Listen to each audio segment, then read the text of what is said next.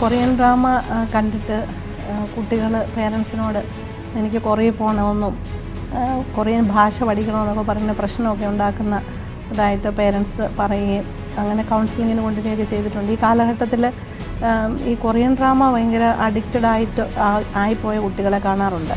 നമ്മുടെ കുട്ടികൾ കുറേ ബാഡ് വേർഡ്സ് അതുപോലെ തന്നെ അതുമായി ബന്ധപ്പെട്ട സിമ്പലുകളൊക്കെ ഇപ്പം മിഡ് ഫിംഗറൊക്കെ ഇങ്ങനെ ഉയർത്തി കാണിക്കുക, അത് ഭയങ്കര നമ്മുടെ ഒരു കൾച്ചറിൻ്റെ ഭാഗമായിട്ട് വരുവാണ്. ഇപ്പോൾ സ്കൂളിലൊക്കെ ആണെങ്കിൽ ഡെയിലി ആരെങ്കിലുമൊക്കെ കുട്ടികൾ ഇത് കാണിക്കും അങ്ങോട്ടും ഇങ്ങോട്ടും. ഒരു 8 വരെയൊക്കെ നന്നായിട്ട് പഠിച്ചുകൊണ്ടിരുന്നു. ഇപ്പോൾ പെട്ടെന്ന് പഠിത്തത്തിൽ ഉഴപ്പ്, എഴുന്നേൽക്കുന്നില്ല, വളരെ ലേറ്റായിട്ട് എഴുന്നേക്കുന്നു, പിന്നെ ഒന്നിലും താല്പര്യമില്ല, പഠിക്കുന്നില്ല, ആരോടധികം മിണ്ടുന്നില്ല, എപ്പോഴും കരച്ചിൽ. അപ്പം ഇങ്ങനെയൊക്കെയുള്ള കാര്യങ്ങൾ പറയുമ്പോൾ നമ്മൾ സാധാരണ അവരുടെ വൈറ്റമിൻ ഡി കൂടെ നോക്കാൻ പറയാറുണ്ട്. ഞാൻ ലിനറ്റിനോട് സംസാരിക്കുമ്പോൾ ഞാൻ സെൽഫോൺ ഉപയോഗിച്ചിട്ട് അതിലും നോക്കിക്കൊണ്ടാണ് ലിനറ്റിന് ഇഷ്ടമാവും ഇല്ല. അപ്പോൾ നമ്മൾ കിച്ചണിൽ പണിതുകൊണ്ട് ഈ കുട്ടി പറയുന്ന ഒരു കാര്യം കേട്ടാൽ, അല്ലെ ഫോണിൽ നോക്കിക്കൊണ്ട് ഫോണിലെ കാര്യം ചെയ്തുകൊണ്ട് ആ കുട്ടിയെ ശ്രദ്ധിച്ചാൽ അതൊരു ആക്റ്റീവ് ലിസണിങ് ആണ്. ഈ കൊറിയൻ ഗേൾസിൻ്റെ സ്കിന്നിന് ഭയങ്കര ഗ്ലോ ആണ്, ഗേൾസിൻ്റെ ബോയ്സിൻ്റെ. അപ്പോൾ അത് അങ്ങനെയുള്ള മാസ്കുകളൊക്കെ നമ്മുടെ മാർക്കറ്റിൽ ഇപ്പോൾ ഭയങ്കര അവൈലബിൾ ആണ്. ഈ ഫേസ് മാസ്ക് ഉണ്ടല്ലോ, അപ്പോൾ ആ ഒരു ഗ്ലോ കിട്ടാൻ, ആ ഗ്ലോ കിട്ടുമെന്ന് പറഞ്ഞിട്ടാണ് അവർ മാർക്കറ്റ് ചെയ്യുന്നത് പല ഫേസ് മാസ്കുകൾ.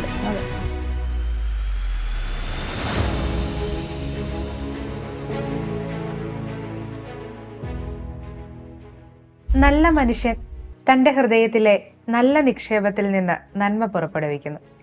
നമുക്കും നല്ല നിക്ഷേപങ്ങൾ ഉണ്ടാകട്ടെ. ഒപ്പത്തിലേക്ക് ഏവർക്ക് സ്വാഗതം.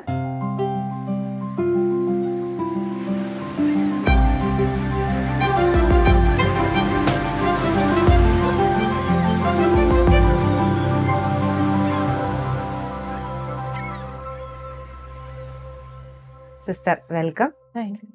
സിസ്റ്റർ, നമ്മൾ മൊബൈൽ അഡിക്ഷനെ പറ്റിയിട്ടാണ് സംസാരിച്ചുകൊണ്ടിരുന്നത്. അപ്പൊ നമ്മുടെ കുട്ടികളെ ഡ്രാമാസ്, കൊറിയൻ ഡ്രാമാസ് അല്ലെങ്കിൽ മറ്റ് സീരീസുകൾക്കൊക്കെ ഭയങ്കര അഡിക്റ്റഡ് ആണ്. അപ്പൊ അങ്ങനെയുള്ള കേസുകളൊക്കെ ആയിട്ട് സിസ്റ്ററിന്റെ അടുത്ത് എത്താറുണ്ടോ ആളുകൾ? തീർച്ചയായിട്ടും ഉണ്ട്. കൊറിയൻ ഡ്രാമ കണ്ടിട്ട് കുട്ടികൾ പേരൻസിനോട് എനിക്ക് കൊറിയ പോകണമെന്നും കൊറിയൻ ഭാഷ പഠിക്കണമെന്നൊക്കെ പറഞ്ഞ് പ്രശ്നമൊക്കെ ഉണ്ടാക്കുന്ന ഇതായിട്ട് പേരൻസ് പറയുകയും അങ്ങനെ കൗൺസിലിങ്ങിന് കൊണ്ടുവരികയൊക്കെ ചെയ്തിട്ടുണ്ട്. ഈ കാലഘട്ടത്തിൽ ഈ കൊറിയൻ ഡ്രാമ ഭയങ്കര അഡിക്റ്റഡ് ആയിപ്പോയ കുട്ടികളെ കാണാറുണ്ട്. അപ്പോൾ അത് എനിക്ക് തോന്നുന്നത് അതൊരു ശക്തമായ സ്റ്റോറി ടെല്ലിംഗ് ഉണ്ട് അതിൻ്റെ അകത്ത്. പിന്നെ ആ ഒരു കാലഘട്ടത്തിൽ, പ്രത്യേകിച്ച് കൗമാര കാലഘട്ടത്തിലെ പെൺകുട്ടികളിലാണ് ഈ കൊറിയൻ ഡ്രാമ ഭയങ്കര ആകർഷണീയമായിട്ട് അവർ കാണുന്നതായിട്ട് കണ്ടിട്ടുള്ളത്. അപ്പോൾ ഒരു റൊമാൻറ്റിക് ഫാൻറ്റസി ഉണ്ടാക്കുന്നുണ്ട്. അപ്പോൾ അവരുടെ ആ കാലഘട്ടത്തിൽ ഏറ്റവും സേഫായിട്ട് അവരുടെ പ്രൈവസിയൊക്കെ കിട്ടുന്ന രീതിയിൽ അങ്ങനെയുള്ള ആ ഫിക്ഷണൽ ക്യാരക്ടേഴ്സിനോട് ഭയങ്കരമായിട്ടുള്ള ആകർഷണം തോന്നി. അതിലേക്ക് ഉള്ള ആകർഷണം അതൊരു അഡിക്റ്റീവ് നേച്ചറിലേക്ക് പോകുന്നതും കണ്ടിട്ടുണ്ട്. അപ്പോൾ അത് ചിലപ്പോൾ അവരുടെ വൈകാരിക മേഖലയിലുള്ള ചില കുറവുകൾ പരിഹരിക്കാൻ വേണ്ടിയിട്ട് അതിലേക്ക് പോകുന്ന കുട്ടികളുണ്ട്. ഒരു എസ്കേപ്പിസം, അതായത് വൈകാരികമായിട്ട് ഇമോഷണൽ എംപ്റ്റിനെസ് അല്ലെങ്കിൽ ഒരു സാഡ് ആയിട്ടുള്ള ഒരു അവസ്ഥയിൽ നിന്ന് രക്ഷപ്പെടാൻ വേണ്ടി. അപ്പോൾ അതൊക്കെ തുറന്നു പറയാനായിട്ട് വീട്ടിൽ അവസരം ഉണ്ടാകണമെന്നില്ല. അല്ലെങ്കിൽ വൾണറബിൾ ആയിട്ടുള്ള ഒരു ഇമോഷൻ തുറന്നു പറയാനായിട്ട് പറയുമ്പോൾ ജഡ്ജ് ചെയ്യപ്പെടുമോ എന്നുള്ള പേടി ഉണ്ടാവാം. അല്ലെങ്കിൽ സ്കൂളിൽ നിന്ന് ഒരു ഒറ്റപ്പെടൽ നേരിട്ടതായിരിക്കാം, അവനവനെ തന്നെ കമ്പയർ ചെയ്തായിരിക്കാം, മറ്റുള്ളവർ എൻ്റെ സെൽഫ് എസ്റ്റീമിന്റെ കുറവ് മൂലം എനിക്കുണ്ടാകുന്ന ചില പേഴ്സണൽ തോട്ട്സ്, ചിന്തകളായിരിക്കാം. ഇതൊക്കെ ഇവഞ്ച്വലി ഒരു ഒബ്സഷനിലേക്ക് ലീഡ് ചെയ്യാം. ഈ കൊറിയൻ ഡ്രാമ അല്ലെങ്കിൽ അതുപോലുള്ളത് കണ്ട് അവരെ പോലെ തന്നെ എനിക്കും ആവണം. കാരണം അതെല്ലാം ഐഡിയലൈസ്ഡ് ആയിട്ടുള്ള ഒരു ലവ് സ്റ്റോറിയൊക്കെ പറയുന്നതാണ്. അങ്ങനെ ഒരു ലവ് ഉണ്ടാവത്തില്ലല്ലോ, ഐഡിയലൈസ്ഡ് ആയിട്ട് എല്ലാം പെർഫെക്റ്റ് ആയിട്ട് കാണിക്കുന്ന. അപ്പോൾ അവർക്ക് അങ്ങനെ ഒരു ജീവിതത്തിലേക്ക് പോകാനുള്ള ആഗ്രഹം, അങ്ങനെയുള്ള പിന്നീട് ലേറ്റർ ലൈഫിൽ അങ്ങനെ ഒരു ഐഡിയലൈസ്ഡ് ആയിട്ടുള്ളത് അല്ലെങ്കിൽ അതിൽ പ്രശ്നങ്ങൾ ഉണ്ടാവുന്നുണ്ട്. ചെറിയ പ്രശ്നങ്ങളെ ഫേസ് ചെയ്യാനായിട്ട് ബുദ്ധിമുട്ട് വരുന്നുണ്ട്, കുറവുകളെ അക്സെപ്റ്റ് ചെയ്യാനായിട്ടുള്ള പ്രശ്നങ്ങളൊക്കെ വരാം. അതുപോലെ തന്നെ സിസ്റ്ററെ, ഇപ്പൊ ഇതിനകത്ത് ഒരുപാട് അനുകരണം കുട്ടികളിപ്പം നമ്മുടെ ഒരു കൾച്ചർ അല്ല കൊറിയൻ ഡ്രാമയ്ക്കുള്ളത്, എന്നിട്ടും അവരത് കാണുന്നു. അപ്പം നമ്മുടെ നാട്ടിലുണ്ടാകുന്ന ഏത് സീരീസിനേക്കാളും ഏത് മൂവീസിനേക്കാളും ഈ കുട്ടികൾ അതിനോട് ഭയങ്കര അഡിക്റ്റഡ് ആണ്. ഇപ്പൊ ഡോറ ബുജി ഒക്കെ കാണുന്ന കുട്ടികൾ പിന്നീട് കുറച്ച് കഴിയുമ്പത്തേന് ഈ കൊറിയൻ ഡ്രാമയിലെ ക്യാരക്ടേഴ്സിന്റെ ഹെയർ സ്റ്റൈൽ അനുകരിക്കുന്നു. ഇപ്പൊ ഒരു ഫോട്ടോസ് എടുക്കുമ്പോൾ പോലും അവരുടെ ഒരു ലുക്കില് അവരുടെ അതേപോലത്തെ ഡ്രസ്സപ്പ് ചെയ്യാനൊക്കെയാണ് കുട്ടികൾക്ക് ഇഷ്ടം. അതെ. അങ്ങനെ ഭയങ്കരമായിട്ടൊരു അനുകരണം നമ്മുടെ കുട്ടികളിലേക്ക് കടന്നു വരുന്നുണ്ട്. അതിനെ സിസ്റ്റർ എങ്ങനെയാ നോക്കിക്കാണുന്നത്? തീർച്ചയായിട്ടും ആ ഒരു ഏജിൽ ഇപ്പോൾ എറിക് എറിക്സന്റെ സൈക്കോ സോഷ്യൽ ഡെവലപ്മെന്റിന്റെ തിയറി അനുസരിച്ച് പറയുമ്പോൾ ഒരു വയസ്സ് വരെയുള്ള കുട്ടികളിൽ ഒരു ട്രസ്റ്റാണ് ഡെവലപ്പ് ചെയ്യേണ്ടത്. നല്ല ഒരു വിശ്വാസം അപ്പനോടും അമ്മയോടും ഉണ്ടാവണം. അപ്പൊ ആ സമയത്ത് ആ ട്രസ്റ്റ് ഡെവലപ്പ് ചെയ്തില്ലെങ്കിൽ, ട്രസ്റ്റ് ഡെവലപ്പ് ചെയ്യുന്നത് എങ്ങനെയാ, ഒരു കുഞ്ഞ് എല്ലാ ആവശ്യത്തിനും കരയുക. അപ്പൊ ആ ഒരു ആവശ്യം അമ്മ അറിഞ്ഞ് അത് അമ്മ അല്ലെങ്കിൽ അപ്പൻ അല്ലെ കെയർ ഗിവർ അത് ചെയ്തു കൊടുക്കുമ്പോൾ ആ ഡെവലപ്പ് ചെയ്യുന്ന ഒരു ഇത് ട്രസ്റ്റാണ്. എനിക്ക് ആ സ്റ്റേബിൾ ആയിട്ട് അത് ചെയ്തു കൊടുക്കുമ്പോൾ, അപ്പൊ അടുത്ത സ്റ്റേജിലേക്ക് കടക്കുമ്പോൾ ട്രസ്റ്റ് നല്ലതായിട്ടുള്ള കുട്ടികളിൽ അടുത്തായിട്ടുണ്ടാവുന്ന നേടിയെടുക്കേണ്ടതായിട്ടുള്ള ഓരോ കാലഘട്ടത്തിൽ നേടിയെടുക്കേണ്ടതായിട്ടുള്ളത് എറിക്സൺ വിശദീകരിക്കുന്നുണ്ട്. അതൊരു കൗമാര കാലഘട്ടത്തിൽ എത്തുമ്പോൾ ഉണ്ടാവേണ്ടത് identity versus role confusion. Identity, അതായത് നമ്മൾ കണ്ടിട്ടില്ലേ ടീനേജ് കാലഘട്ടത്തിലെ കുട്ടികൾ അവരുടെ ഐഡന്റിറ്റി ഫോർമേഷന്റെ കാലഘട്ടത്തിൽ അവർ ചിലപ്പോൾ പാൻ്റൊക്കെ ഇറക്കിയിട്ട് നടക്കുന്നു, തലമുടി നീട്ടിയിട്ട് നടക്കുന്നു, തലമുടി പ്രത്യേക രീതിയിൽ വെട്ടുന്നു. അവരുടെ ഐഡന്റിറ്റി ഫോർമേഷനിൽ അവർ ചെയ്യുന്ന ചില കാര്യങ്ങളാണ്. അപ്പൊ ആ കാര്യത്തിൽ അവർക്ക് കൺഫ്യൂഷൻ ഉണ്ടാകുന്ന ഒരു സമയം. അപ്പോൾ ചില പ്രത്യേക വസ്ത്രധാരണങ്ങള്, ചില മേക്കപ്പുകൾ, അങ്ങനെയൊക്കെ ചെയ്ത് അവര് ഒരു പ്രത്യേക, അപ്പൊ നമ്മളതിനെ വിമർശിക്കാറുണ്ട്. നമ്മുടെ കൾച്ചർ ഇത് ഇങ്ങനെ കോലം കെട്ടി നടക്കുന്നതെന്നൊക്കെ ചോദിക്കാറുണ്ട്. പക്ഷെ ആ ഒരു കാലഘട്ടത്തിൽ ഇവരിങ്ങനെയുള്ള സംഭവങ്ങൾ കാണുമ്പോൾ ഇങ്ങനെയൊക്കെ ആകണം, അങ്ങനെ നമ്മുടെ കൾച്ചറിലുള്ള ചില കാര്യങ്ങളുണ്ടല്ലോ. നമുക്കിപ്പോ ഈ കേരളത്തിൽ ജനിച്ച നമ്മൾക്ക് കറുത്ത കണ്ണുകളായിരിക്കും, കറുത്ത മുടി, നമ്മുടെ സ്കിൻ കളർ അല്ല സ്കിൻ ടോൺ ബ്രൗൺ ആയിരിക്കാം. അപ്പൊ നമുക്ക് നമ്മളെ തന്നെ അക്സെപ്റ്റ് ചെയ്യാനായിട്ടുള്ള ബുദ്ധിമുട്ടുകൾ, അപ്പൊ അവരെ പോലെ ആകാൻ വേണ്ടിയുള്ള അനുകരിക്കുന്ന ഒരു കാര്യം ഈ കാലഘട്ടത്തിൽ കുട്ടികളിൽ തൊട്ടുണ്ട്. ഇത് പറഞ്ഞപ്പോഴാണ് ഞാൻ ഓർത്തത്, ഈ കൊറിയൻ ഗേൾസിന്റെ സ്കിന്നിന് ഭയങ്കര ഗ്ലോ ആണ്, ഗേൾസിന്റെ ബോയ്സിന്റെ. അപ്പൊ അങ്ങനെയുള്ള മാസ്കുകളൊക്കെ നമ്മുടെ മാർക്കറ്റിൽ ഇപ്പൊ ഭയങ്കര അവൈലബിൾ ആണ്. ഈ ഫേസ് മാസ്ക് ഉണ്ടല്ലോ, അപ്പൊ ആ ഒരു ഗ്ലോ കിട്ടാൻ, ആ ഗ്ലോ കിട്ടുമെന്ന് പറഞ്ഞിട്ടാണ് അവർ മാർക്കറ്റ് ചെയ്യുന്നത് പല ഫേസ് മാസ്കുകൾ. അങ്ങനെയുള്ള കാര്യം. അപ്പൊ ഇതെല്ലാം ഒരു ബിസിനസിന്റെ ഭാഗമായിട്ടുള്ള ചില തന്ത്രങ്ങളും ഇതിനകത്തുണ്ട്. അപ്പൊ നമ്മുടെ കുട്ടികൾക്ക് നമ്മളെ അക്സെപ്റ്റ് ചെയ്യാൻ, അവനവനെ തന്നെ അക്സെപ്റ്റ് ചെയ്യാനായിട്ട് പറ്റിയില്ലെങ്കിൽ അത് വലിയൊരു ഡ്രോബാക്ക് ആണല്ലോ. നമ്മുടെ സെൽഫ് എസ്റ്റീമിനെ സാരമായിട്ട് ബാധിക്കും. അപ്പൊ ഒരു കമ്പാരിസൺ ഉണ്ടാകും. ഇവരെ പോലെ ആകാനുള്ള ഒരു ത്വര, അവരുടെ സ്കിൻ കളർ അല്ലെങ്കിൽ ഫേസ്, അതെല്ലാം അങ്ങനെ ആകാൻ വേണ്ടിയിട്ടുള്ള, അപ്പോൾ ഉണ്ടാകുന്ന ഒരു പ്രശ്നം എന്ന് പറഞ്ഞു കഴിഞ്ഞാൽ എനിക്ക് അക്സെപ്റ്റ് ചെയ്യാൻ ബുദ്ധിമുട്ട് വരും. എന്നിൽ തന്നെ ഞാൻ ഹാപ്പി അല്ല. എനിക്ക് എൻ്റെ മുഖം ഇഷ്ടമല്ല, എൻ്റെ കളർ ഇഷ്ടമല്ല, എൻ്റെ തലമുടി ഇഷ്ടമല്ല, എൻ്റെ ശരീരം എനിക്ക് ഇഷ്ടമല്ല. പക്ഷെ അത് ദൈവം എനിക്ക് തന്നതുപോലെ എന്നെ അംഗീകരിക്കാനായിട്ടുള്ള ഒരു കൃപ ഇല്ലാതെ പോകുന്ന ഒരു അവസ്ഥയും കൂടെ ഇങ്ങനെയുള്ള ഇതിലേക്ക് ഫിക്ഷണൽ ക്യാരക്ടേഴ്സിനെ അമിതമായിട്ട് ആരാധിച്ച് അതിലങ്ങ് മുഴുകി ആ ഒരു ഫാന്റസി വേൾഡിലേക്ക് പോകുമ്പോൾ കുട്ടികളിൽ ഉണ്ടാകുന്നതായിട്ട് കണ്ടിട്ടുണ്ട്. സിസ്റ്റർ, ഇപ്പൊ ഇതുപോലെ തന്നെ പെട്ടെന്ന് ഇവർക്കൊരു അഡിക്ഷൻ ഉണ്ട് ഇതിനകത്ത്. പെട്ടെന്ന് ആ ഡ്രാമയൊക്കെ സ്റ്റോപ്പ് ആയി കഴിഞ്ഞിട്ടുണ്ടെങ്കിൽ, ഇപ്പൊ നമ്മുടെ BTS ഒരു ബാൻഡാണ്, കുട്ടികളെല്ലാം അതിന് ഭയങ്കര അഡിക്റ്റ് ആയിരുന്നു. അപ്പൊ അത് പെട്ടെന്ന് നിന്ന് കഴിഞ്ഞപ്പോ ഇവർക്ക് ഭയങ്കരമായിട്ട് വിഷമം വരുന്നു, കരച്ചില്, സ്റ്റോറി, വാട്സപ്പ് സ്റ്റാറ്റസ്, ഇതെല്ലാം BTS ബാൻഡ് ആയിരുന്നു. പെട്ടെന്ന് അഡിക്ഷൻ ഉള്ളൊരു സാധനം സ്റ്റോപ്പ് ആയി കഴിയുമ്പം ഇവർക്ക് ഉണ്ടാകുന്ന ഒരു സ്ട്രഗിൾ ഉണ്ടല്ലോ. അപ്പൊ അങ്ങനെയുള്ള സിറ്റുവേഷൻസ് സിസ്റ്ററിന്റെ മുമ്പിൽ എത്തിയിട്ടുണ്ടോ? സൈക്കോളജിയിൽ ഈ പാരാസോഷ്യൽ കണക്ഷൻ നമുക്ക് അവിടുന്ന് ഒരു വൺ സൈഡ് ബന്ധമായിരിക്കും അവരോട് ഉണ്ടാവുന്നത്, അല്ലേ? അവരുടെ പ്രത്യേകതകളോടുള്ള ഇഷ്ടം, അവരുടെ പിന്നെ ഇവർക്ക് അറിയാവുന്ന അവരുടെ ബർത്ത്ഡേസ്, അവരുടെ പ്രത്യേകതകളെല്ലാം അറിയാം. അതിനൊക്കെ ഒരു ആരാധനയാണ്, എന്തോ ഒരു കണക്ഷനാണ് ഞാൻ ഉണ്ടാക്കുന്നത് ആ വ്യക്തിയോട്. അപ്പൊ അത് നഷ്ടപ്പെടുമ്പോൾ ഉണ്ടാവുന്നത് ഡോപ്പമിൻ ഉണ്ടാവുന്നില്ല, സന്തോഷം ഉണ്ടാവത്തില്ല. അപ്പൊ നമുക്കൊരു വ്യക്തിയെ മിസ് ചെയ്യുമ്പോൾ ഉണ്ടാവുന്നത് പോലെയുള്ള റിയൽ ലൈഫിൽ റിയൽ ആയിട്ടുള്ള ഒരാളിനെ മിസ് ചെയ്യുമ്പോൾ ഉണ്ടാവുന്ന പോലെയുള്ള എല്ലാ പ്രശ്നങ്ങളും തലച്ചോറിൽ ഉണ്ടാവും. അപ്പൊ അതിന്റെ റിയാക്ഷൻസ് എല്ലാം കുട്ടികൾ കാണിക്കും. അപ്പോ പിന്നെ ഉള്ളത്, നമ്മൾ ഈ അറ്റാച്ച്മെന്റ് ഇഞ്ചുറിയെ കുറിച്ച് കൂടെ ചിന്തിക്കണം. ഇപ്പം വീടുകളിലൊക്കെ ചെറിയ കാലഘട്ടത്തിൽ തൊട്ട് ഈ അറ്റാച്ച്മെന്റിൽ പരിക്കുകൾ, കെയർ ഗിവേഴ്സ്, അതായത് പേരൻസ് ആണ് അല്ലെ എല്ലാ വീടുകളിലും കെയർ ഗിവേഴ്സ് ആയിട്ട് വരുന്നത്, അല്ലെങ്കിൽ വല്യപ്പനും വല്യമ്മയും. അപ്പൊ അവരിൽ നിന്നുണ്ടാകുന്ന അവർക്ക് ചെറിയ പ്രായത്തില് നമ്മളത് സൂചിപ്പിച്ചിട്ടുണ്ടായിരുന്നു. എറിക് എറിക്സന്റെ സൈക്കോ സോഷ്യൽ ഡെവലപ്മെന്റിൽ പറയുന്നത് പോലെ ഒരു വയസ്സ് വരെയുള്ള കാലഘട്ടത്തിൽ നല്ല ട്രസ്റ്റ് അവരിൽ ഡെവലപ്പ് ചെയ്തില്ലെങ്കിൽ കൊച്ചിൽ ആ ട്രസ്റ്റ് ഡെവലപ്പ് ചെയ്യുന്നതിൽ വ്യത്യാസം ഉണ്ടാവും. 1 വയസ്സ് കഴിഞ്ഞിട്ട് 2 തൊട്ട് 3 വയസ്സ് വരെയൊക്കെയുള്ള ഏജിൽ autonomy versus shame and doubt.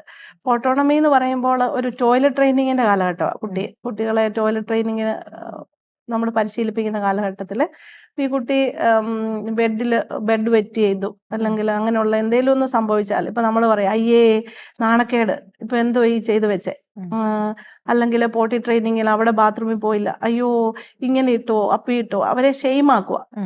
അപ്പൊ നമ്മൾ അങ്ങനെയുള്ള ഒരു സംഭാഷണം കുട്ടിയോട് ചെയ്യുമ്പോൾ അവരിൽ ഉണ്ടാകുന്നത് ഷെയിം ആൻഡ് ഡൗട്ടാ. ഇപ്പൊ ഞാൻ ഇവിടെ ആയിരുന്നു ചെയ്യേണ്ടത്, ഇങ്ങനെയായിരുന്നു ചെയ്യേണ്ടത്. അപ്പൊ അത് ആ ഒരു കാലഘട്ടത്തിൽ ഈ കെയർ ഗിവേഴ്സ് അല്ലെ പേരൻസ് ഓക്കെ സാരമില്ല, അതിനെ വളരെ കുഞ്ഞിനെ ബാധിക്കാത്ത രീതിയിൽ അത് കൈകാര്യം ചെയ്യണം. അല്ലെ അത് കുഞ്ഞിനെ ബാധിച്ചാൽ അടുത്ത സ്റ്റേജിലേക്കുള്ള ഡെവലപ്മെന്റിൽ ഓട്ടോണമി, സ്വയം പര്യാപ്തത നന്നായിട്ടുണ്ടാവത്തില്ല. അപ്പൊ ആ 2 വയസ്സ് തൊട്ടുള്ള ഏജ് ആ കാലഘട്ടത്തിൽ ഈ ഓട്ടോണമി ട്രസ്റ്റിൽ നിന്നും പിന്നീട് നല്ല ട്രസ്റ്റ് ഉണ്ടാവുന്നു, അതിനുശേഷം ഓട്ടോണമി, സ്വയം പര്യാപ്തത, എനിക്കതൊക്കെ ചെയ്യുന്നത് ഓക്കെയാണ്, അവിടെ എനിക്കൊരു ഷെയിം ഉണ്ടായിട്ടില്ല. അടുത്ത സ്റ്റേജ് എന്ന് പറയുന്നത് ഇനിഷ്യേറ്റീവ് വേഴ്സസ് ഗിൽറ്റ്. അതായത് ഇനിഷ്യേറ്റീവ് എടുക്കുന്ന ഒരു കാലഘട്ടം. അതായത് നമ്മുടെ കൊച്ചിലെ ഞാനൊക്കെ ഓർക്കുന്നുണ്ട്, നമ്മൾ കഞ്ഞിയും കറിയും വെക്കുന്നു, അല്ലെങ്കിൽ ഇന്നൊക്കെ ലഗോ കളിക്കുന്നു, അങ്ങനെയൊക്കെ ആയിരിക്കാം. കുട്ടികൾ പല കാര്യങ്ങൾ ക്രിയേറ്റീവായിട്ട് ചെയ്യുന്നു, അല്ലെങ്കിൽ ഒരു പടം വരയ്ക്കുന്നു, അല്ലെങ്കിൽ ഒരു കളിക്കാനായിട്ട് ഇനിഷ്യേറ്റീവ് എടുക്കുന്നു, അല്ലെങ്കിൽ എന്തെങ്കിലും അമ്മ ചെയ്യുന്നത് പോലെ ഒരു ചൂലെടുത്ത് തൂക്കുന്നു, അല്ലെങ്കിൽ കിച്ചൺ കാര്യങ്ങളൊക്കെ വെച്ച് ചെയ്യുന്നു, അല്ലെ ഡോക്ടർ കളിക്കുന്നു, നേഴ്സാകുന്നത് കളിക്കും, അങ്ങനെയൊക്കെയുള്ള കാര്യങ്ങളൊക്കെ ചെയ്യുമ്പം, അല്ലെങ്കിൽ നമ്മളൊരു കുട്ടി മുൻകൈ എടുത്ത് ഇനിഷ്യേറ്റീവ് എടുത്ത് ചെയ്യുമ്പോൾ വാവ് you did A good job, കൊള്ളാം കേട്ടോ, മിടുക്കൻ, ഇങ്ങനെയുള്ള അഭിനന്ദനങ്ങൾ കൊടുക്കുമ്പോൾ കുട്ടിയിലുണ്ടാവുന്ന എന്താ, ഞാനത് ചെയ്യാം, എനിക്കത് ചെയ്യാൻ പറ്റും, ഞാൻ മിടുക്കനായിട്ട് ചെയ്യുന്നുണ്ട് എന്നുള്ള പ്രോത്സാഹനം കിട്ടുമ്പോൾ കുട്ടിയിൽ അടുത്ത ആ ഒരു സ്റ്റേജിലെ ആ ഡെവലപ്മെന്റ് നന്നായിട്ട് നടക്കുക. വില്ല്, പവർ, അങ്ങനെയൊക്കെയുള്ള ഓരോ വെർച്യൂസ് ഫോം ചെയ്യുന്നുണ്ട് ഓരോ കാലഘട്ടത്തിലും. ഇപ്പൊ ആ ഇനിഷ്യേറ്റീവ് എടുക്കുന്ന കുട്ടി ചെയ്യുന്നത്, ഇപ്പൊ എന്തെങ്കിലും ഒരു ചുവരിൽ കൊണ്ടുപോയി പടം വരച്ചു വെച്ചു, നല്ല പെയിന്റ് ചെയ്ത് ഭിത്തി, വീട്ടിലെ ഒരു ക്രയോണൊക്കെ എടുത്ത് വരച്ച് പെൻസിൽ കൊണ്ട് വരച്ചു വെച്ചപ്പോൾ അപ്പൻ അതിനെ കുറെ വഴക്ക് പറഞ്ഞു ഇരിക്കട്ടെ, അപ്പൊ ആ കുട്ടിയിൽ എന്തായിരിക്കും ഉണ്ടാവുന്നത്? ഗിൽറ്റാ ഉണ്ടാവുന്നത്. അല്ലെങ്കിൽ എന്തെങ്കിലും ഒരു സാധനം അവൻ റിപ്പയർ ചെയ്യാൻ വേണ്ടി അഴിച്ച് എടുത്തു വെച്ചു, നല്ല എന്തെങ്കിലും ഒരു സാധനം അതിൽ ഡാമേജ് വരുത്തുന്ന രീതിയിൽ. അപ്പൊ എന്നോടൊരു പേരന്റ് ഷെയർ ചെയ്തത്, ആ ഭിത്തിയിൽ വരച്ചപ്പോൾ അപ്പം പറഞ്ഞു വേറൊരു സ്ഥലം വരയ്ക്കാനായിട്ട് ഒരു ബുക്ക് വാങ്ങിച്ചു കൊടുക്കുക, അല്ലെങ്കിൽ ഒരു പ്രത്യേക സ്ഥലം അതിനു വേണ്ടി കൊച്ചിന് ഒരുക്കി കൊടുത്തിട്ട് പറഞ്ഞു, ഇവിടെ വരയ്ക്കുക മോൻ, ഇന്ന സ്ഥലത്ത് വരയ്ക്കരുത്, ഇന്നതുപോലെ വരയ്ക്കുക, എന്നിട്ട് അപ്പയെ കാണിക്കുക. അപ്പൊ അതിന് അപ്പം കൺഗ്രാജുലേറ്റ് ചെയ്യുന്നു. അപ്പൊ അതൊരു നല്ല മെത്തേഡല്ലേ. അപ്പൊ ആ ഒരു കാലഘട്ടത്തിലെ കുട്ടിയുടെ ക്രിയേറ്റിവിറ്റി അല്ലെങ്കിൽ അവനെ എക്സ്പ്ലോർ ചെയ്യുന്ന രീതികൾ, ഇനിഷ്യേറ്റീവ് എടുക്കുന്നതിനെ തടയാതെ അതിനെ വളർത്താനുള്ള രീതിയിൽ, അപ്പൊ അവിടെ ഒരു ഡാമേജ് കുട്ടിക്ക് വരുന്നില്ല. അല്ലെങ്കിൽ അത് നമ്മൾ അതിനോട് റിയാക്ട് ചെയ്യുന്ന രീതിയിലുള്ള പ്രശ്നങ്ങൾ വന്നാൽ അത് ഗിൽറ്റാ ഉണ്ടാക്കുന്നത്, ഞാൻ എന്തോ തെറ്റ് ചെയ്തു. അപ്പൊ അത് ആ ഡെവലപ്മെന്റ് സ്റ്റേജിനെ സാരമായിട്ട് ബാധിക്കും.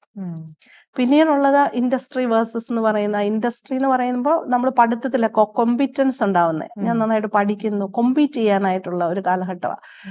പഠനം, ആർജിച്ചെടുക്കുന്ന ചില കാര്യങ്ങൾ വായിക്കുന്നു, പഠിക്കുന്നു, പഠനത്തിൽ നിന്ന് കിട്ടുന്ന അറിവുകൾ. അപ്പൊ നമ്മൾ ആ ഒരു കാലഘട്ടത്തിലേ നമ്മൾ നേരത്തെ മെൻഷൻ ചെയ്തിരുന്നു, വീട്ടിൽ വരുമ്പോൾ നമ്മൾ അച്ചീവ്മെന്റ് ഓറിയന്റഡ് ആയിട്ടുള്ള പേരൻസ് അല്ലെങ്കിൽ കമ്പാരിസൺ നടത്തി കഴിഞ്ഞാൽ അത് കുട്ടിയെ സാരമായിട്ട് ബാധിക്കും.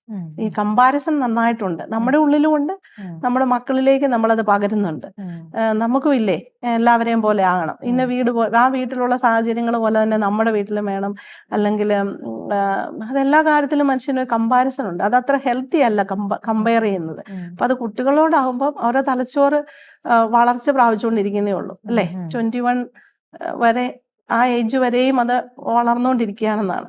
അപ്പോൾ ആ വളർച്ചയുടെ കാലഘട്ടത്തിൽ നമ്മൾ ഇത് പറയുമ്പോൾ ആ കുട്ടിക്ക് അതിനെ നമ്മൾ ഒരു അഡൽട്ട് എടുക്കുന്ന രീതിയിലല്ല അതിനെ സ്വീകരിക്കാൻ പറ്റുന്നത്, അതിന് സാരമായ ഡാമേജ് ഉണ്ടാക്കുന്നു എന്നാണ് പഠനങ്ങൾ പറയുന്നത്. അപ്പോൾ കോമ്പിറ്റൻസിന്റെ കാലഘട്ടം, അതിനുശേഷമാണ് ഐഡന്റിറ്റി വേഴ്സസ് റോൾ കൺഫ്യൂഷൻ. നമ്മളിപ്പോൾ പറഞ്ഞ ഈ കൊറിയൻ ഡ്രാമ മൂവിയൊക്കെ കാണുന്ന കൗമാര കാലഘട്ടത്തിൽ അനുകരിക്കുന്ന സ്വഭാവമുള്ള സമയത്ത്, അതിനു മുമ്പും അനുകരണം കുട്ടികളിലുണ്ട്, ഇല്ലെന്നല്ല. അപ്പോൾ ഐഡന്റിറ്റി, എൻ്റെ ഒരു ഐഡന്റിറ്റിയെ ഫോം ചെയ്യുന്ന ആ സമയത്താണ് ഈ സെൽഫ് എസ്റ്റീം ഒക്കെ പുറകിലുള്ള കാലഘട്ടത്തിൽ കുറഞ്ഞാ വന്നിരിക്കുന്നതെങ്കിൽ ഇവിടെ ഓർത്ത് നോക്കി. അപ്പോൾ ഈ ഒരു ടീനേജ് കാലഘട്ടത്തിൽ ഹോർമോണൽ ചേഞ്ചസ് നടക്കുന്ന സമയമാണ് അല്ലേ. നമുക്ക് ഒരു ഇമോഷണൽ നീഡ്, ഒരു അൺമെറ്റ് ഇമോഷണൽ നീഡ് നമ്മളിലുണ്ടെങ്കിൽ നമുക്ക് വൈകാരികമായിട്ട് അടുക്കാൻ, നമുക്ക് ഷെയർ ചെയ്യാൻ, നമ്മുടെ വൾണറബിൾ ആയിട്ടുള്ള ഇമോഷൻസ്, ചിന്തകളൊക്കെ ഒന്ന് പങ്കുവയ്ക്കാൻ ഒക്കെ ഒന്നും ആരുമില്ല, നമ്മളെ കേൾക്കാൻ ആളില്ല.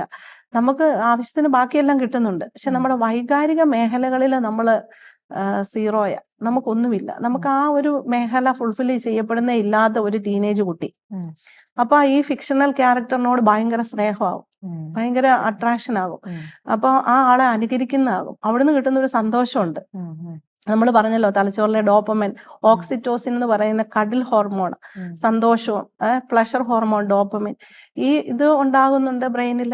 അത് കുട്ടി അറിയുന്നില്ല, ആ കെമിക്കല് ഉൽപ്പാദിപ്പിക്കപ്പെടുന്ന നമുക്ക് ഉണ്ടാകുന്ന ഒരു ഫീലിംഗ്, ഇമോഷനാണ്, സന്തോഷം തോന്നുന്നു. അപ്പം ആ റിയൽ ലൈഫിലെ ഇപ്പം പരീക്ഷയ്ക്ക് പഠിക്കണ്ട, അല്ലെ പരീക്ഷയ്ക്ക് ജയിക്കുവോ എന്നുള്ള ആങ്സൈറ്റിന്ന് ചിലപ്പോൾ രക്ഷപ്പെടാം. വീട്ടിൽ അമ്മ വഴക്ക് പറഞ്ഞതിന്റെ, അല്ലെ മനസ്സിലാക്കപ്പെടാത്തതിന്റെ ചില കാര്യങ്ങൾ, അല്ലെങ്കിൽ സ്കൂളിലുണ്ടായ ചില പ്രശ്നങ്ങളിൽ നിന്നുള്ള ഒരു എസ്കേപ്പിസം ആയിട്ടൊക്കെ ഇതിലേക്ക് പോകാം. അപ്പൊ അങ്ങനെ അല്ലാത്ത ഒരാളിൽ അത് അഡിക്ഷൻ ആയിട്ട് പോകണമെന്നില്ല, ജസ്റ്റ് കണ്ടുപോയി. ബാക്കി ഇമോഷണൽ നീഡ്സ് അത്ര ഫുൾഫിൽ ചെയ്യപ്പെടേണ്ട ഒരു നീഡില്ലാത്ത കുട്ടിക്ക് അത് അഡിക്ഷനിലേക്ക് പോകേണ്ട കാര്യം ഉണ്ടാവത്തില്ല. പക്ഷെ അല്ലാത്തൊരു കുട്ടി ലേറ്റ് നൈറ്റിലും രാത്രിയിൽ ഇത് കുറേ നേരം ഇരുന്ന് കാണുന്നു, ബിഞ്ച് വാച്ചിങ് എന്ന് നമ്മൾ പറഞ്ഞ പല എപ്പിസോഡുകൾ ഒന്നിച്ചിരുന്ന് കാണുന്നു, ഇത് നിർത്താൻ പറ്റുന്നില്ല. അപ്പം സ്ലീപ്പ് പ്രോബ്ലംസ് ഉണ്ടാകും, നല്ല ഉറക്കം ഇല്ല. നല്ല ഉറക്കമില്ലെങ്കിൽ മൂഡ് തന്നെ അത് ബാധിക്കും. പ്രത്യേകിച്ച് പെൺകുട്ടികൾ ഇന്നത്തെ കാലഘട്ടത്തിൽ പലരും കൗൺസിലിങ്ങിന് വരുമ്പം നമുക്ക് മനസ്സിലാവുന്ന അവർ പറയുന്നതാണ്, ഒന്നിനും ഒരു മൂഡില്ല. മൂഡില്ലാത്ത എന്താ, നേരത്തെ അവള് നന്നായിട്ട് പഠിച്ചുകൊണ്ടിരുന്ന, ഒരു 8 വരെയൊക്കെ നന്നായിട്ട് പഠിച്ചുകൊണ്ടിരുന്നു, ഇപ്പൊ പെട്ടെന്ന് പഠിത്തത്തിൽ ഉഴപ്പ്, എഴുന്നേക്കുന്നില്ല, വളരെ ലേറ്റ് ആയിട്ട് എഴുന്നേക്കുന്നത്. ഇന്ന് പല കുട്ടികളും ലേറ്റ് ആയിട്ട് എഴുന്നേക്കുന്നത്. അതിന്റെ കാരണം തന്നെ അപ്പോൾ സ്ലീപ്പ് ഹൈജീൻ ഇല്ല. സ്ലീപ്പ് ഹൈജീൻ എന്ന് പറയുമ്പോൾ കൃത്യസമയത്ത് ഉറങ്ങുന്നു, കൃത്യസമയത്ത് ഉണർന്നെഴുന്നേൽക്കുന്നു. അത് സ്ലീപ്പ് ഹൈജീൻ വളരെ ഇമ്പോർട്ടൻ്റ് ആണ്. സ്ലീപ്പ് സ്റ്റഡീസിലെല്ലാം പറയുന്ന ഒരു പ്രധാനപ്പെട്ടതാണ് സ്ലീപ്പ് ഹൈജീൻ. കൃത്യസമയത്തുള്ള ഉറക്കവും കൃത്യസമയത്തുള്ള എഴുന്നേൽക്കുന്ന ശീലം, അത് കുട്ടികളിൽ ഇല്ലാതെ വരുന്നു. അപ്പോൾ നേരെ താമസിച്ച് എഴുന്നേൽക്കുന്നതായിട്ടുള്ള കംപ്ലൈന്റ് പേരൻസ് പറയുന്നു. പിന്നെ ഒന്നിലും താല്പര്യമില്ല, പഠിക്കുന്നില്ല, ആരോടധികം മിണ്ടുന്നില്ല, എപ്പോഴും കരച്ചില്. ഇപ്പൊ ഇങ്ങനെയൊക്കെയുള്ള കാര്യങ്ങൾ പറയുമ്പോൾ നമ്മൾ സാധാരണ അവരുടെ വൈറ്റമിൻ ഡി കൂടെ നോക്കാൻ പറയാറുണ്ട്. ഇന്ന് പലരും ഫോണ് ഒക്കെ ഉള്ളത് കൊണ്ട് എല്ലാ കാര്യങ്ങളും നമുക്ക് റൂമിലിരുന്നാൽ മതി, വീടിനുള്ളിലിരുന്നാൽ മതി, നമുക്ക് ആവശ്യത്തിന് സൂര്യപ്രകാശം കിട്ടുന്നില്ല. ഡോക്ടേഴ്സ് സൂര്യപ്രകാശത്തിൽ ഇപ്പൊ കൂടുതൽ UV റേസ് ഉണ്ട്, സൂര്യപ്രകാശത്തിൽ പോകുന്നതും ഹെൽത്തി അല്ലെന്ന് പറയുന്ന ഡോക്ടേഴ്സിനെ കേട്ടിട്ടുണ്ട്. പക്ഷെ എന്നാൽ പോലും നമ്മളിൽ എല്ലാവരിലും, ഇപ്പം ഇൻക്ലൂഡിങ് എനിക്ക് പോലും വൈറ്റമിൻ ഡി നമ്മളിലെല്ലാം കുറവുണ്ട്. അപ്പൊ ഈ വൈറ്റമിൻ ഡി കുട്ടികളിൽ കുറയുമ്പോൾ ഇങ്ങനെയുള്ള ഇമോഷണൽ പ്രോബ്ലംസ്, മൂഡില്ലാത്ത അവസ്ഥകൾ, മൂഡ് സ്വിങ്സ് ഒക്കെ കാണുന്നുണ്ട്. അപ്പൊ നമ്മൾ അതിനെക്കുറിച്ച് കൂടുതൽ മനസ്സിലാക്കുമ്പോൾ ഈ കുട്ടികൾ വൈറ്റമിൻ ഡിയുടെ ടെസ്റ്റ് നോക്കുമ്പോൾ വൈറ്റമിൻ ഡി വെരി ലോ ആണ്, പലരിലും ഒരു 15 കുറവാണ്. അപ്പൊ അത് ഗൗരവമായിട്ടുള്ളൊരു കാര്യമാണ്. നമ്മുടെ ഭക്ഷണക്രമത്തിലെ വ്യത്യാസങ്ങൾ, ഇപ്പൊ എല്ലാം ഫാസ്റ്റ് ഫുഡ് അല്ലേ. അപ്പോൾ നമുക്ക് ഇഷ്ടമുള്ളത് കഴിക്കുന്നു, ഇഷ്ടമുള്ളത് കാണുന്നു, അതിലേക്ക് പോകുന്നു. നമ്മളുടെ റിയൽ ആയിട്ടുള്ള പ്രോബ്ലംസ് അതെന്തുമായിരിക്കും, നമ്മുടെ റിയൽ പ്രോബ്ലത്തെ നമ്മൾ അഡ്രസ്സ് ചെയ്യാതെ ഇതിലേക്ക് പോകുമ്പോൾ നമ്മൾ ആ റിയൽ പ്രോബ്ലം ഒരുപക്ഷെ എൻ്റെ അപ്പനുമായിട്ടുള്ള എൻ്റെ വൈകാരിക ബന്ധം ഒന്ന് റിപ്പയർ ചെയ്യുന്നതായിരിക്കും. അല്ലെങ്കിൽ അവിടെ ഇപ്പൊ ഈ കുട്ടിയെ സംബന്ധിച്ചിടത്തോളം അതിൽ ലിമിറ്റേഷൻ ഉണ്ട്. അതിൻ്റെ ആ കുഞ്ഞു ബ്രെയിനിൽ ഇത് ഇങ്ങനെയൊക്കെയാ പോകേണ്ടത് കൊണ്ടാണ് ഞാൻ ഇതിലേക്ക് പോയെന്നൊന്നും അറിയില്ലായിരിക്കാം. അപ്പൊ പേരൻസിനെ സംബന്ധിച്ചുള്ള ഒരു റോളെന്ന് പറയുന്നത് ഇമ്പോർട്ടൻ്റ്. ഞാൻ എൻ്റെ കുഞ്ഞിന്റെ അടുത്ത്, എനിക്ക് ഇപ്പൊ പലരും ബ്രെഡ് വിന്നേഴ്സ് ആണ് അല്ലേ, രാവിലെ തൊട്ട് വൈകിട്ട് വരെ പണിയെടുക്കുന്ന അപ്പന്, അമ്മ അല്ലെ, അമ്മമാര് പുറത്ത് ജോലി അല്ലാത്തവരും കിച്ചണിലും എല്ലാം ഒത്തിരി ജോലി ചെയ്യുന്നവരാ, മടുക്കുന്നവരാ. പക്ഷെ ഈ കുട്ടിക്ക് നമ്മൾ കൊടുക്കുന്ന സാമ്പത്തികമായിട്ടുള്ള, നമ്മൾ അവർക്ക് വേണ്ടി സമ്പാദിക്കുന്നത്, നല്ല സ്കൂളുകളിൽ വിടുന്നത്, അതിനോടൊപ്പം തന്നെ വളരെ പ്രധാനപ്പെട്ടതാണ് ഈ വൈകാരിക അടുപ്പം. നമ്മൾ ഈ കുട്ടികളോട് നമ്മൾ സ്പെൻഡ് ചെയ്യുന്ന, സംസാരിക്കുന്ന, അതായത് ഇപ്പൊ നമ്മളിപ്പോൾ ആക്റ്റീവായിട്ട് ലിസൺ ചെയ്യുന്നത് വളരെ ഇമ്പോർട്ടൻ്റ് ആണെന്ന് പറയും. അപ്പൊ നമ്മൾ ഫോണിൽ നോക്കിക്കൊണ്ട് ഈ കുട്ടിയോട് സംസാരിക്കുമ്പോൾ ഈ കുട്ടിയെക്കാളും പ്രധാനപ്പെട്ടത് മൊബൈലാണെന്ന് നമ്മൾ പറയാതെ തന്നെ പറയുക അല്ലേ. ഇപ്പൊ ഞാൻ ലിനറ്റിനോട് സംസാരിക്കുമ്പോൾ ഞാൻ സെൽഫോൺ ഉപയോഗിച്ചിട്ട് അതിലും നോക്കിക്കൊണ്ടാണ് ലിനറ്റിന് ഇഷ്ടാവോ? ഇല്ല. ഇപ്പൊ നമ്മൾ കിച്ചണിൽ പണിതുകൊണ്ട് ഈ കുട്ടി പറയുന്ന ഒരു കാര്യം കേട്ടാൽ, അല്ലെ ഫോണിൽ നോക്കിക്കൊണ്ട് ഫോണിലെ കാര്യം ചെയ്തുകൊണ്ട് ആ കുട്ടിയെ ശ്രദ്ധിച്ചാൽ അതൊരു ആക്റ്റീവ് ലിസണിങ് അല്ല. അപ്പൊ ഇന്ന് കുട്ടിയുടെ സ്കൂൾ എങ്ങനെ ഉണ്ടായിരുന്നു, ആ കുട്ടി പ്രത്യേകിച്ച് കൗമാര കാലഘട്ടത്തിലൊക്കെ ഈ ഹോർമോണൽ ചേഞ്ചസ്, അപ്പൊ ആ സമയത്താണ് കുട്ടികൾ ചില ബിഹേവിയേഴ്സ് ഒക്കെ വീട്ടിൽ കാണിക്കുന്നത്, വിയേർഡ് ആയിട്ടുള്ളതൊക്കെ ചിലപ്പോൾ കാണിക്കും. ചിലർ വീട്ടിൽ നിന്ന് പണം എടുത്തുകൊണ്ട് പോകാറുണ്ട്, ചിലര് അമ്മയോടും അപ്പയോടൊക്കെ തർക്കുത്തരം പറയാറുണ്ട്. അപ്പൊ ചില പ്രത്യേകതകളൊക്കെ കാണിക്കുന്ന ഒരു കാലഘട്ടമാണ് കൗമാര കാലഘട്ടം എന്ന് പറയുന്നത്. ഹോർമോണൽ ചേഞ്ചസിന്റെ പ്രത്യേകതകളുടെ കാലമാണ്. അപ്പൊ ഈ കുട്ടിക്ക് വേണ്ട കാര്യങ്ങൾ അതിനെ ഒന്ന് കേൾക്കാൻ, അടുത്തിരിക്കാൻ, ആ വൈകാരികമായ നീഡ്സുകൾ എന്തൊക്കെയാണെന്ന്, അല്ലെങ്കിൽ കുട്ടി പുറത്തു പോകും, അല്ലെങ്കിൽ കുട്ടി ഫോണിൽ പോകും. അങ്ങനെയാണല്ലോ ഈ ഒരു പാരാസോഷ്യൽ അറ്റാച്ച്മെന്റ് എന്നൊക്കെ പറയുന്നത്. അതായത് നമുക്ക് ഫിക്ഷണൽ ക്യാരക്ടേഴ്സിനോട് അടുപ്പം തോന്നുന്നു, അവർക്ക് നമ്മളോട് തോന്നുന്നില്ല. പക്ഷെ അതിൻ്റെ അകത്ത് അവര് ഇറുകി ചേർന്ന് കഴിയുമ്പോൾ അവിടെയാണ് അവരുടെ ഇമോഷണൽ അൺമെറ്റ് നീഡ്സ് ഒക്കെ ഫുൾഫിൽ ചെയ്യപ്പെടുന്നത്. അഡിക്ഷനുമായിട്ട് കണക്ട് ചെയ്യാൻ പറ്റുമോ അറിയില്ല, എങ്കിലും നമ്മുടെ കുട്ടികള് കുറേ ബാഡ് വേർഡ്സ് അതുപോലെ തന്നെ അതുമായി ബന്ധപ്പെട്ട സിമ്പലുകളൊക്കെ ഇപ്പം മിഡ് ഫിംഗർ ഒക്കെ ഇങ്ങനെ ഉയർത്തി കാണിക്കുക, അത് ഭയങ്കര നമ്മുടെ ഒരു കൾച്ചറിന്റെ ഭാഗമായിട്ട് വരുവാണ്. ഇപ്പൊ സ്കൂളിലൊക്കെ ആണെങ്കിൽ ഡെയിലി ആരെങ്കിലും ഒക്കെ കുട്ടികൾ ഇത് കാണിക്കും അങ്ങോട്ടും ഇങ്ങോട്ടും. ഇപ്പൊ ബാഡ് വേർഡ്സിനേക്കാൾ കൂടുതൽ ആക്ഷൻസ് ആണ്, നോൺ വെർബൽ കമ്മ്യൂണിക്കേഷൻ എന്ന് പറയുന്ന പോലെ ആക്ഷൻസ് ആണ് ഇവരുടെ മെയിൻ. അപ്പൊ എനിക്ക് തോന്നുന്നു ഇതും ഇങ്ങനെ അവർക്ക് ഈ ഡ്രാമാസിലൂടെയും മൂവീസിലൂടെയും ഒക്കെ കിട്ടുന്ന ഒരു ഇമ്പാക്റ്റ് ആണെന്ന് തോന്നുന്നു. ഈ അനുകരണ സ്വഭാവം കുട്ടികളിൽ ഉണ്ടെന്ന് നമ്മൾ മനസ്സിലാക്കിയായിരുന്നു, അനുകരിക്കാനായിട്ട്. പിന്നെ കുട്ടികളിൽ ഉണ്ടാകുന്ന അഗ്രഷൻ, ഇപ്പം നോൺ വെർബൽ ആയിട്ടുള്ള ജസ്റ്റേഴ്സ് അല്ലേ ഉദ്ദേശിച്ചത്, അത് അപ്പം ഒരുപക്ഷെ ഇവൻ അറിഞ്ഞുകൊണ്ടാണ് ആ കുഞ്ഞത് ചെയ്യുന്നതെങ്കിൽ അപ്പൊ അതിന്റെ മീനിങ് അറിയാവുന്ന വെച്ചോ. അപ്പൊ ഉദാഹരണം പറഞ്ഞത് മിഡിൽ ഫിംഗർ റൈസ് ചെയ്യുന്നത് ഒരു ബാഡ് വേർഡ് ഉപയോഗിക്കുന്നതിന് തുല്യമാണ്. അപ്പൊ ആ ഒരു നോൺ വെർബൽ ജസ്റ്റർ കാണിക്കുമ്പോൾ ഡിസ്റെസ്പെക്ട്ഫുൾ ആണ്, നീ ബഹുമാനത്തോടെ പെരുമാറുന്നതല്ല, അത് ഒരാളെ ഹേർട്ട് ചെയ്യുന്നതാണ്, അതിന്റെ അർത്ഥം ഇങ്ങനെയാണ്. അപ്പൊ ഇന്ന് ഈ കുട്ടിക്ക് അത് ഉപയോഗിക്കുന്നത് മറ്റുള്ളയാളെ ഹേർട്ട് ചെയ്യുന്നതാണ്, വേദനിപ്പിക്കുന്നതാണ്, അത് ഞാൻ ചെയ്യരുതെന്നുള്ള ഒരു ധാർമ്മികത അത് സ്കൂളുകളിലും വീട്ടിലും ഒക്കെ പറഞ്ഞു കൊടുക്കേണ്ടത്. അപ്പൊ അങ്ങനെ ഒരു എമ്പതി അല്ലെ അത് കുട്ടിക്ക് ഇല്ലെന്നുണ്ടെങ്കിൽ അതിന്റെ പിന്നില് എന്താണെന്നുള്ളത് കൂടെ നമ്മൾ മനസ്സിലാക്കും. അപ്പൊ ഈ ബാഡ് ആയിട്ടുള്ള സ്ലാങ്സ് അല്ലെങ്കിൽ നോൺ വെർബൽ ആയിട്ടുള്ള കാര്യങ്ങൾ അവര് പഠിച്ചെടുക്കുമ്പോൾ അത് കുട്ടിയോട് അതിന്റെ ഇഷ്യൂസ്, അതിന്റെ വരുംവരാഴികളെ കുറിച്ച് പറഞ്ഞു കൊടുക്കണ്ടേ, എന്തുകൊണ്ടാണ് അത് മോശമാവുന്നത്, അതെങ്ങനെയാണ് മറ്റുള്ളവരെ ഹേർട്ട് ചെയ്യുന്നത്, അതിന്റെ പിന്നിലുള്ള അർത്ഥം ഇതാണ്, അത് ഉപയോഗിക്കുന്നത് കൊണ്ട് എന്തെങ്കിലും ബെനിഫിറ്റ് ഉണ്ടോ, ഈ രീതിയിലാണോ, ഇത് അഗ്രഷൻ ഉള്ളപ്പോഴാണോ, അത് എല്ലാവരോടും ഒരു ഫിറ്റിൻ ചെയ്യാനാണോ നീ ഇത് പറഞ്ഞത്, എല്ലാവരും പറയുന്നത് കൊണ്ട് നീ പറയുന്നതാണോ, എല്ലാവരെയും പോലെ ഇങ്ങനെ ബാഡായിട്ടാണോ പറയേണ്ടത്, അതോ നിനക്കൊരു പോസിറ്റീവ് ഇൻഫ്ലുവൻസ് ആകണോ നിന്റെ കൂട്ടുകാരുടെ ഇടയിൽ, എങ്ങനെ നിനക്ക് പോസിറ്റീവ് ഇൻഫ്ലുവൻസ് നീ കൊടുത്തു കഴിഞ്ഞാൽ നിനക്ക് എന്താണ് ബെനിഫിറ്റ്. അത് ചിലപ്പോൾ നമ്മൾ പറയുന്ന സ്വർഗത്തിലെ നിക്ഷേപമായിരിക്കും, അവിടെ ചിലപ്പോൾ ഒരു സ്പിരിച്വൽ ആയിട്ടുള്ള ചില കാര്യങ്ങളൊക്കെ കൂടെ നമുക്ക് പഠിപ്പിക്കാൻ പറ്റും കുട്ടിയെ. നീ മനുഷ്യരെ പ്ലീസ് ചെയ്യുന്നവളാകണോ, ദൈവത്തെ പ്ലീസ് ചെയ്യുന്നതാണോ. അപ്പൊ അത് ഒരു സ്പിരിച്വൽ ആയിട്ടുള്ള ആസ്പെക്റ്റിലൂടെ പെർസ്പെക്റ്റീവിൽ കാണുമ്പോഴും കുട്ടിയെ പറഞ്ഞു കൊടുക്കേണ്ടതാ, ഇതൊക്കെ ശാന്തമായി പറഞ്ഞു കൊടുക്കേണ്ട, സ്നേഹത്തോടെ പറഞ്ഞു കൊടുക്കേണ്ട, അവന്റെ ഇമോഷൻസിനെ വിലമതിച്ചുകൊണ്ട് പറഞ്ഞു കൊടുക്കേണ്ട, ആക്റ്റീവായിട്ട് ലിസൺ ചെയ്ത് സമയം സ്പെൻഡ് ചെയ്ത് കൂടെ ഇരുന്ന് കുട്ടികളോട് അതൊക്കെ പറഞ്ഞു കൊടുക്കേണ്ട ഒരു കാലഘട്ടമാണെന്ന് തോന്നുന്നു. സിസ്റ്റർ പറഞ്ഞതിനോട് എക്സ്ട്രാ ഒരു ചോദ്യം ചോദിക്കുകയാണ്. ഇന്നത്തെ കുട്ടികൾക്ക് ഇപ്പൊ അവരൊരു തെറ്റ് ചെയ്തു, നമ്മളിപ്പം എല്ലാ കുട്ടികളുടെ മുമ്പ് വെച്ച് നമ്മൾ അവരെ അതിന് വഴക്ക് പറയുകയോ അല്ലെങ്കിൽ അത് തിരുത്താൻ ശ്രമിക്കുകയോ ചെയ്ത് കഴിഞ്ഞിട്ടുണ്ടെങ്കിൽ അവർക്ക് അതൊരു വേറൊരു ക്രെഡിറ്റ് ആണ് അവർക്ക്, അതും അവർക്കൊരു വിഷയമല്ല. പക്ഷെ നമുക്കൊക്കെ ആണെങ്കിൽ ചിലപ്പോൾ ഭയങ്കര ഇൻസൾട്ട് ഫീൽ ചെയ്യുമായിരുന്നു. പക്ഷെ ഇപ്പോഴത്തെ കുട്ടികൾക്ക് അതും പ്രശ്നമില്ല, അത് ഇറ്റ്സ് ഓക്കെ ആണ് അവർക്ക്. അത് എന്തുകൊണ്ടായിരിക്കും സിസ്റ്ററെ?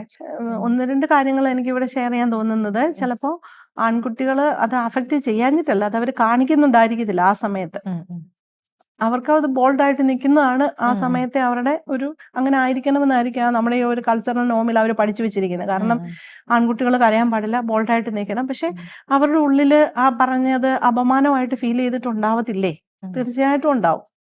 ആ സമയത്ത് അവർ പ്രകടിപ്പിക്കാത്തയാണോ നമ്മൾ അറിയണം. ഇനി പ്രകടിപ്പിക്കാത്തതാണെങ്കിൽ അതിന്റെ പിന്നിലെ റീസൺ എന്ന് പറയുന്നത്, ഉദാഹരണം എനിക്ക് തോന്നുന്നത്, ഇപ്പൊ നമ്മൾ കണ്ടിന്യൂസ് ആയിട്ട് അഗ്രസീവ് ആയിട്ടുള്ള മൂവികൾ കാണുന്നു, അല്ലെങ്കിൽ അങ്ങനെയുള്ള ഒരു കണ്ടന്റ് കാണുമ്പോൾ തലച്ചോറിൽ നമുക്കുണ്ടാകുന്ന ഒരു ഇതെന്ന് പറഞ്ഞു കഴിഞ്ഞാൽ നമുക്ക് പിന്നെ ഒരു എമ്പതറ്റിക് ആയിട്ട് മറ്റത് കാണാൻ പറ്റില്ല. കുറെ അഗ്രസീവ് കണ്ടന്റ് കണ്ട് നമുക്ക് അതിനോടൊരു ടോളറൻസ് കൂടുക. നമുക്ക് പിന്നെ ആ മറ്റുള്ളവരോടുള്ള എമ്പതി കുറയുവാണല്ലോ ചെയ്യുന്നത്. അപ്പൊ അങ്ങനെ ഇപ്പൊ തൊലിക്കെട്ടി കൂടി എന്നൊക്കെ നമ്മൾ പറയുന്ന പോലെ. അപ്പം എന്തുകൊണ്ടാണ് ഇവനെ അത് അഫക്റ്റ് ചെയ്യാത്തെന്നുള്ളത് മനസ്സിലാക്കുന്നതിലാ കാര്യം ഇരിക്കുന്നത്. അപ്പൊ എല്ലാരും നമ്മൾ മനസ്സിലാക്കുന്ന പോലെ അവനത് പ്രകടിപ്പിക്കാത്തയാണോ, അവനെ അത് ഏത് രീതിയിലാണ് ഇമ്പാക്ട് ചെയ്ത് അത് പ്രകടിപ്പിച്ചില്ലെങ്കിൽ എന്തുകൊണ്ടാണെന്ന് നമ്മൾ അതൊരു ഡയലോഗ് നടത്തിയാലേ അറിയത്തുള്ളൂ. അപ്പൊ നമ്മുടെ കുഞ്ഞുങ്ങളെ അത് ബാധിക്കുന്നില്ലെന്നുള്ളത് ആവണമെന്നില്ല. പക്ഷെ അവനോട് ഒരു വ്യക്തിപരമായിട്ട് അവന് നല്ലൊരു ട്രസ്റ്റ് ഉണ്ടായാലേ അത് നമ്മളോട് പറയുള്ളൂ. എനിക്കത് നന്നായിട്ട് വേദനിപ്പിച്ചു. പക്ഷെ എന്റെ വേദനയെ കാണിക്കുന്നത് എനിക്ക് ഷെയിം, എന്റെ വൾണറബിൾ ഇമോഷൻസിനെ എനിക്ക് പുറത്ത് കാണിക്കുന്നത് ഷെയിമാന്ന് ഞാൻ ലേൺ ചെയ്താൽ ഞാനത് കാണിക്കത്തില്ല. പക്ഷെ അത് ഞാൻ വേറെ ഏതെങ്കിലും രീതി കാണിക്കും. ചിലപ്പോൾ ഞാനത് വീട്ടിൽ ചെന്നിട്ട് ഞാൻ ഗെയിം കളിച്ചായിരിക്കും അത് തീർക്കുന്നത്. ആ ഗെയിം കളിച്ച് അതിന്റെ ഇതിലേക്ക് പോവായിരിക്കും.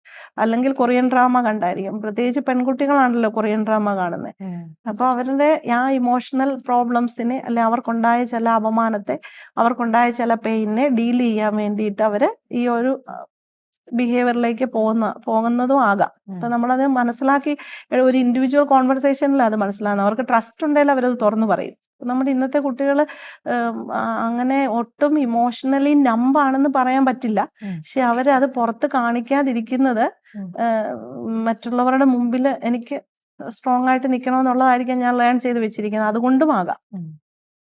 ഓക്കെ സിസ്റ്റർ, നമ്മളിപ്പോൾ ഇത്രയും നേരം സംസാരിച്ചുകൊണ്ടിരുന്നത് മൊബൈൽ അഡിക്ഷനെ പറ്റിയിട്ടായിരുന്നു.